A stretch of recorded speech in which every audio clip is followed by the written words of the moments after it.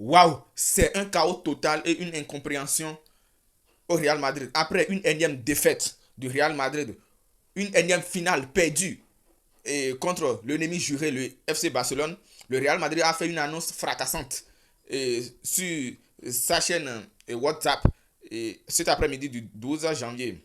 Je vais vous lire comment on appelle l'annonce. Le Real Madrid informe que d'un commun accord entre le club et Xabi Alonso, il a été décidé de mettre fin à son mandat en tant qu'entraîneur de l'équipe première. Xabi Alonso conservera toujours l'affection et l'admiration que l'ensemble du madridisme, car oui, de l'ensemble du madridisme, pardon, car il est une légende du Real Madrid et à tout moment représenter les valeurs de notre club. Le Real Madrid sera toujours sa maison. Notre club remercie Xabi Alonso ainsi que l'ensemble de son staff technique pour le travail accompli et le dévouement dont ils ont fait preuve durant tout ce temps et leur souhaite beaucoup de succès dans cette nouvelle étape de leur vie. Oui, c'était prévisible. Xabi Alonso était déjà sur la sellette depuis très longtemps, depuis l'année passée, 2025. Xabi n'a pas encore fait un an, une saison, mais il était déjà sur la sellette parce qu'au Real Madrid, il est inadmissible et interdit de perdre des finales, de perdre des matchs, surtout contre le FC Barcelone. Vous pouvez perdre, mais avec dignité. C'était déjà prévisible qu'il soit viré en cas d'un mauvais résultat. Et malheureusement, c'est tombé sur cette finale-là.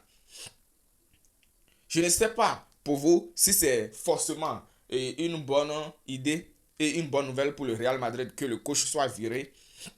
Mais on est tous conscients que tous les problèmes que le Real Madrid rencontre ces derniers temps ne sont pas seulement dus à l'entraîneur.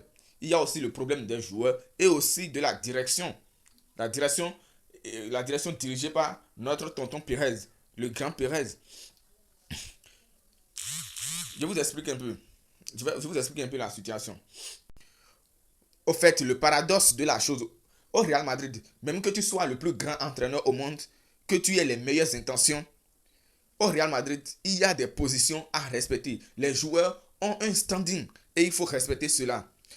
Tu peux avoir les meilleures idées. Si tu viens, tu veux obligatoirement, coûte que coûte, imposer tes idées. À Madrid, cela ne fonctionnera jamais. Et quand vous êtes à Madrid, vous êtes comment on appelle, entraîneur du Real Madrid. Il faut savoir comment manager les joueurs. C'est ça le plus important. Et aussi, comment être avec le staff. Même pas en une saison, Xabi Alonso a été viré déjà. C'est incroyable. C'est au Real Madrid. Ce n'est qu'au Real Madrid qu'on voit ça.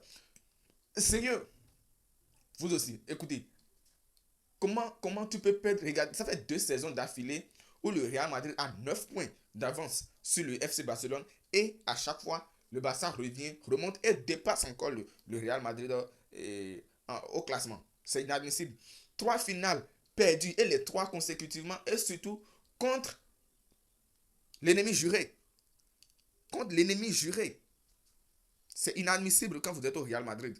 Dans une autre annonce, le Real Madrid affirme que Alphonse Abeola va remplacer de manière non permanente Xabi Alonso dans ses fonctions d'entraîneur. Donc, on attend de voir.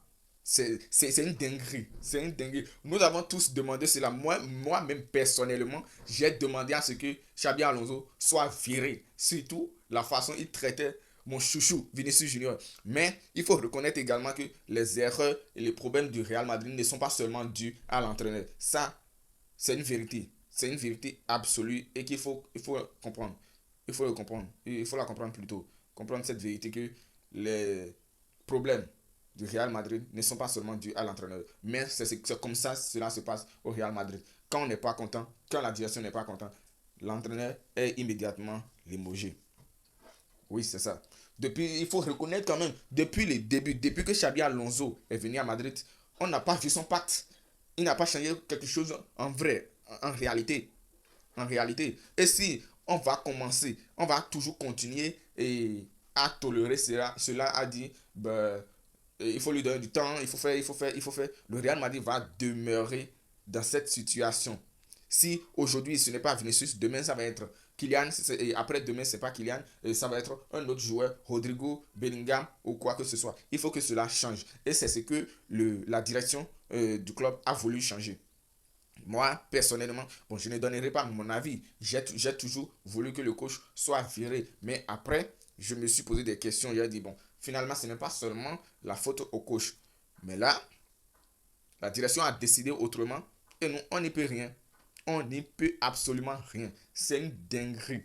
Et là, et là, le Real Madrid rentre dans une phase.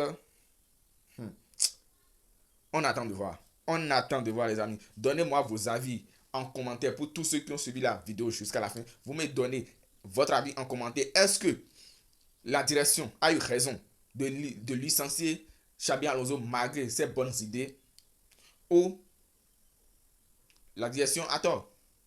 Donnez vos avis en commentaire.